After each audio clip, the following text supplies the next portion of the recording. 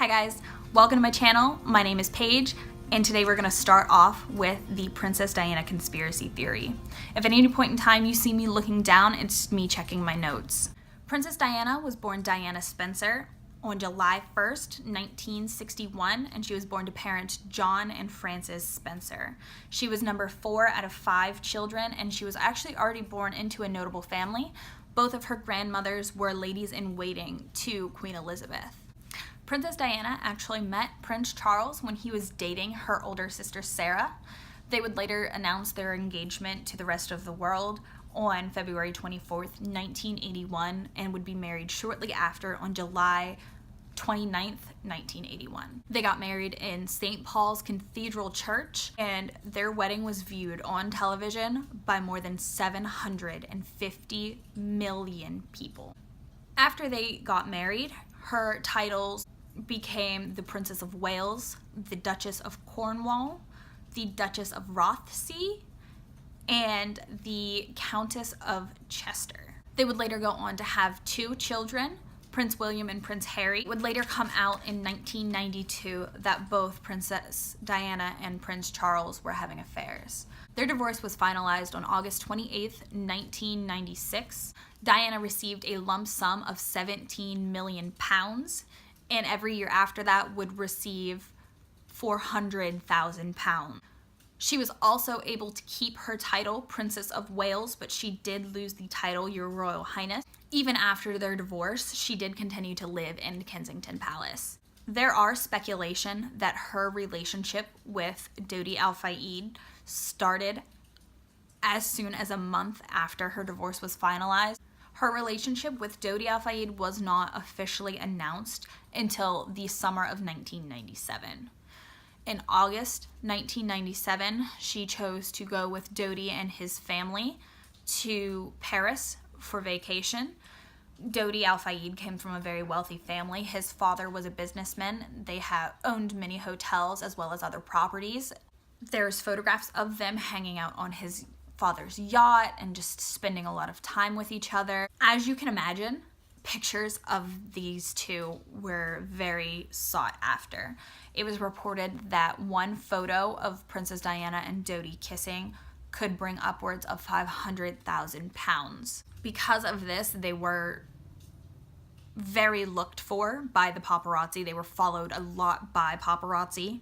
On August 30th, 1997, at approximately 9:30 p.m., Diana and Dodi chose to leave their Ritz Hotel, owned by Dodi's father, to head into Paris for dinner. Their plans were ruined by paparazzi waiting for them, and they chose to go back to the hotel. It was later that they chose to once again leave the hotel and attempt to go to an apartment building owned by Dodi's father. On August 31st, 1997, at approximately 12:20 a.m., they chose to leave the Ritz Hotel with a decoy car placed in front of the hotel and their actual car placed in the back. Unfortunately, there was paparazzi posted not only in the front but the back of the hotel, and the paparazzi was able to let the rest of the paparazzi know that they were leaving in the back. From there, their driver attempted to lose the paparazzi by speeding up slightly. As they came into the Pont d'Alma bridge tunnel, it is said that they swerved slightly in order to pass and get around a slower vehicle, but brushed up against the side of the vehicle, causing them to lose control. Once they lost control, they crashed into the 13th pillar of the tunnel at approximately 12:23 a.m. They were reportedly driving at speeds of 100 kilometers or 60 miles per hour when they slammed into this pillar. Police arrived to the scene approximately 12:23 a.m. This is 7 minutes after the initial crash. It is reported that nobody, including Diana, were wearing their seatbelts, which is something I would like you to remember because we are going to touch back on that later. First responders attempted to revive Dodi on this scene, but he was later pronounced dead at 1:32 a.m. Diana was pulled from the wreckage at 1 a.m. and loaded into an ambulance. The ambulance that Diana was in did not depart for the hospital until 1:25 a.m., and they were later stopped on the way to the hospital at 1:55 a.m.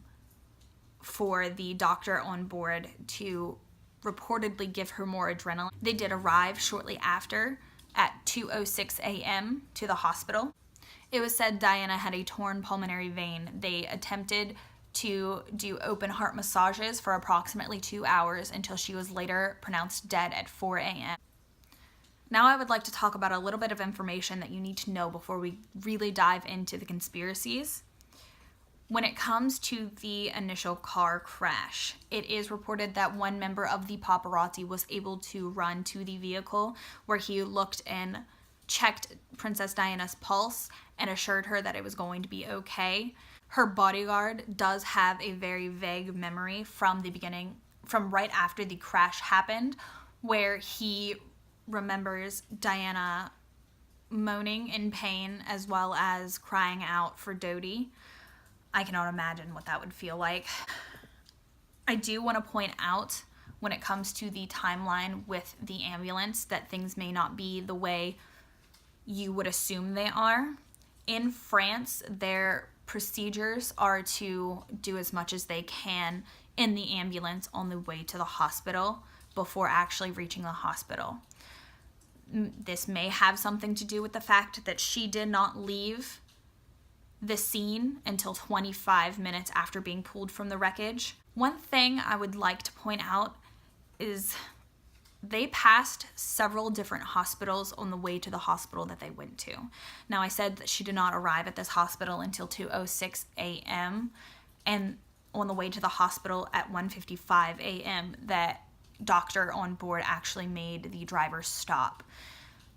I don't know if this has to do with the fact that their procedures are different or if something else was going on, but I would like to point out that the ambulance was staffed with doctors and nurses, not just paramedics.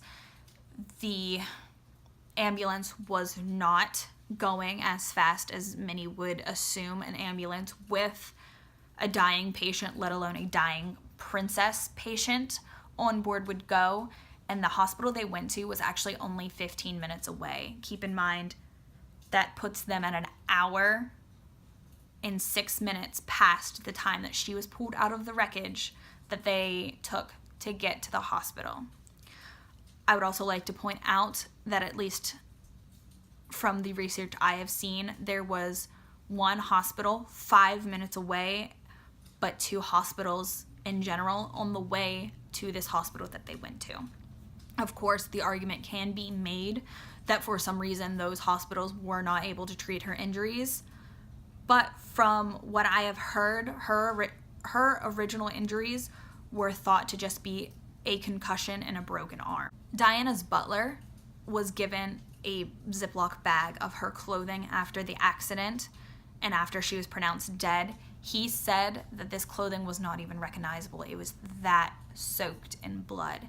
And from original injuries being suspected of being a concussion and a broken arm, I wonder what or why all that blood was there. If you're looked at and thought to only have a concussion and a broken arm, there wouldn't be that much blood. And if there was that much blood that you could not recognize her clothing anymore, what more happened? It is said that a member of the paparazzi was the first person on the scene, like I said, as well as a doctor going in the opposite direction. Again, I want to know why these people, especially the doctor, may not have noticed anything. There were several eyewitness reports after the accident that said they saw a flash of light right before the accident occurred, and many think this may have been something to distract the driver. We do know that there was plenty of paparazzi with cameras and everything following behind them, as well as headlights, because it is a tunnel and it is a dark area. Although with many people reporting this flash of light, it makes you question whether or not maybe it was a strobe light or something.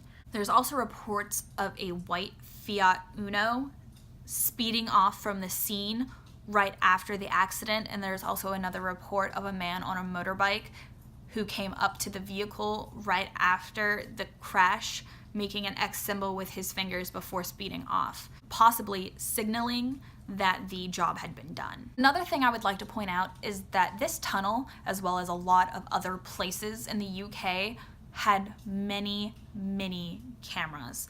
But for some reason, these cameras did not pick up any of the accident at all. It is said that this camera that was in the part of the tunnel that the accident occurred was not working, but I have seen things saying that there was an accident earlier that day that exact camera did see, but for some reason did not see the accident that happened with Princess Diana's car. Like I said, the ambulance is reported to have taken an hour and 15 minutes up to an hour and 45 minutes to get her to the hospital. A lot of people speculate that this may have been because the onboard staff was attempting to make her injuries worse or even kill her. This stems from many different theories. It is said that possibly the royal family wanted her dead. Anna kind of went against the royal family in many different ways. She was very down to earth. She did not like to think of herself as better than anybody just because she was royal, and she really tried to reflect this when parenting her children. Diana was not shy about being very open and honest and raw with the media.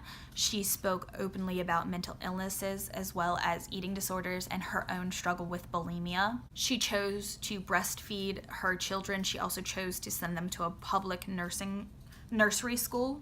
Also, with her original injuries that were reported from the accident, Prince Charles himself was told of her injuries just being a concussion and a broken arm, and he actually had plans to go visit her later. I would also like to point out that many experts did come forward and say that the injuries that she had, being that torn pulmonary vein, she was not likely to survive, but there's that possibility that she could have, had she gotten to the hospital sooner, had she left the scene sooner, had they gone to a closer hospital. There's so many what ifs that a lot of people look at when it comes to Princess Diana and what happened in her tragic death. Now, something strange that happened, and actually something very illegal that happened after Princess Diana was pronounced dead, is the hospital went ahead and embalmed her. In France, by law, they cannot just immediately embalm her. But because that she was embalmed so soon, she was actually still warm when they did it. Because of this, no medical examination could be done, no autopsy of any kind of way. They were not able to see if her body had been tampered with in any way, and most importantly, they were not able to perform a pregnancy test. Now, I am going to come back to that pregnancy test portion in just a moment, so keep that in mind. Another thing I want to point out is the tunnel was cleaned very quickly after the accident. Once the accident was taken care of, the tunnel was hosed out and normal traffic actually began flowing again about 3 hours after it occurred. I understand that accidents happen and traffic needs to go on as it was, but this is Princess Diana. This is somebody with a lot of notability, and not just that, but also her lover, who was also quite wealthy, and just together a very looked at couple, and they chose not to do any kind of extra investigation to see what happened. That personally just feels a little sketchy to me. The car that Princess Diana was in was a Mercedes S280, and it was actually reported stolen before this happened. The man that stole it reportedly rolled it several times after his police chase, but then a mechanic rebuilt the car and it was sold to the company that they rented it off of. I don't know who is looking into the companies that Princess Diana was getting her cars from, but maybe that was also something they should have looked in just a smidge more. Now back to the pregnancy test that they were not able to perform on Princess Diana. Now I think this is very important because there were reports that her and Dodi were either going to be announcing their engagement or their possible pregnancy. Many believe it was an engagement because a staff member at the Ritz Hotel that they were staying with reportedly saw a jeweler come to their room, and they had reportedly visited and had visits from several other jewelers. It is thought that the Queen and the establishment themselves would have a very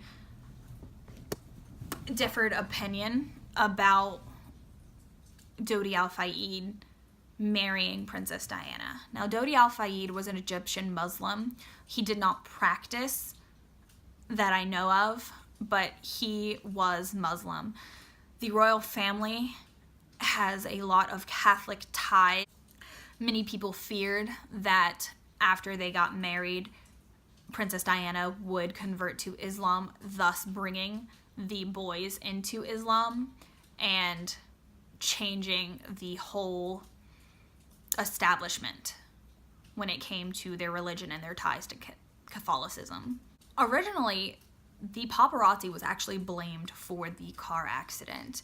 After the accident, 10 members of the paparazzi that were on scene were arrested. 7 were arrested at the scene itself, and 3 were arrested 5 days later.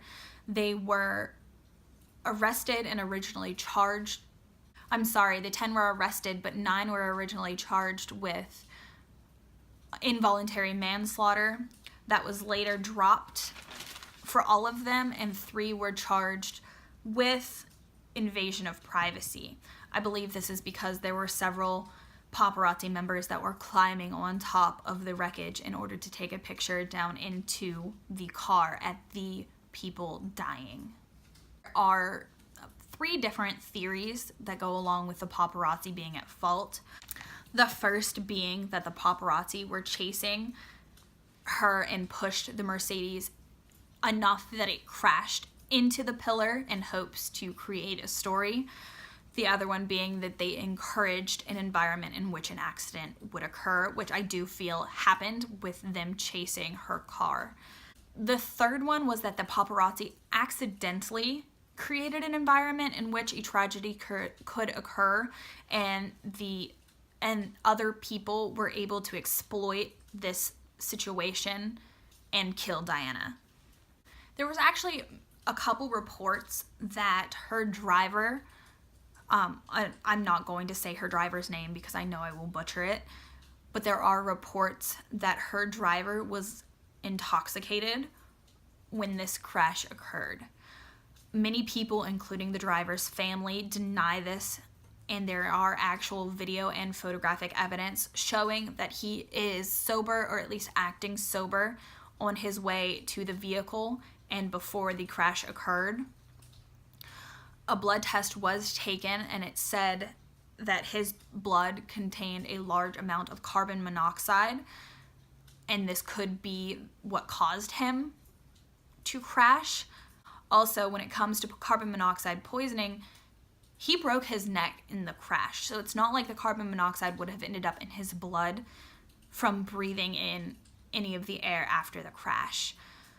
When they tested his blood and found the carbon monoxide in it, they also found traces of a prescribed drug called albendazole in his bloodstream, which his doctor said he was not prescribed. But he was prescribed another drug called acamprostate, and I'm probably butchering that, but it was not found in his blood. This leads others to believe that the blood sample they tested was not actually his blood. The family did have them test the blood a second time because they did not believe the results of him being drunk, which they did come back exactly the same, but like I said, it was missing a prescribed drug that should have been in his blood while containing a drug that should not have been in his blood at all. This has made many people believe that the hospital or somebody may have switched the blood samples in order to make it look like something happened that did not. Many people believe that the blood they tested could have been from a suicide victim who died from carbon monoxide poisoning. This would explain the difference in prescription drugs as well as the high amount of carbon monoxide in his blood. Other theories were that she was killed by members of either MI5 or MI6. From my knowledge, this is similar to our, I guess, CIA or secret intelligence agencies. There is a possibility that a few rogue agents saw her as a threat to the throne, which then in turn made her a threat to the state of the establishment and chose to take her out when they had the chance.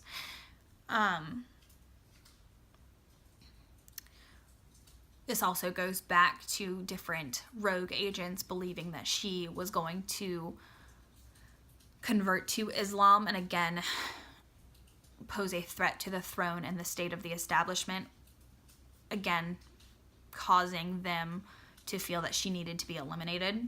There are also reports that either MI5 or MI6 was keeping tabs on Diana for quite a while. She was reportedly very afraid of Prince Charles and anything that may happen to her. Many people believe her driver may actually have been an informant for MI5 or MI6, whoever may have been keeping tabs on her. And this is because when they looked at his bank records, he actually had a bit more money that he should have with the job that he had. Of course, I do not know any more into this. It's just something to keep in mind. There was also a former MI6 member who came forward on his deathbed at the age of 80 years old saying that he helped out or partook in 23 different assassinations, one of which being Princess Diana. I tend to believe older people just because why lie at that point? Of course, you could argue why not lie. There are two other conspiracies that I am going to go over, one being that the crash was not meant to kill Diana, but was actually a target on Dodi Al-Fayed himself. They may not have wanted Diana out of the way because of her connection with the boys, but there is a chance they may have wanted Dodi out of the way, and there also is a chance that in order to get back at his father, they chose to kill him, and unfortunately took Diana in the process. And of course, there is the final one of the possibility that the entire accident was faked. Some people believe that the accident was faked by Diana and Dodi so that they could fake their deaths and live out the rest of their lives in peace. They were constantly being hounded by the paparazzi, and she was so fearful of her ex-husband. But personally, the connection she had to her children and just the connection I as a mother have to my child, I could not imagine just leaving him for somebody else. And of course there are people that do that every day, unfortunately. But looking at Princess Diana and the connection and bond and just love she had for her children, I personally do not believe that they faked their deaths. Alright guys, this brings me to the end of my very first YouTube video. I hope you enjoyed listening to some of the conspiracy theories surrounding Princess Diana's unfortunate and untimely death. If there's anything I missed, which I know there's plenty, if there's anything you would like to point out or anything I may have gotten wrong, please tell me in the comments below, and please tell me how to pronounce these places and these names because I know I got everything wrong. Let me know what else you want to hear. I'm open to so many suggestions. I have so many things listed out that I want to get to, but I want to know what you guys want to hear first. I hope you guys enjoyed this video, and I will be back soon. Bye.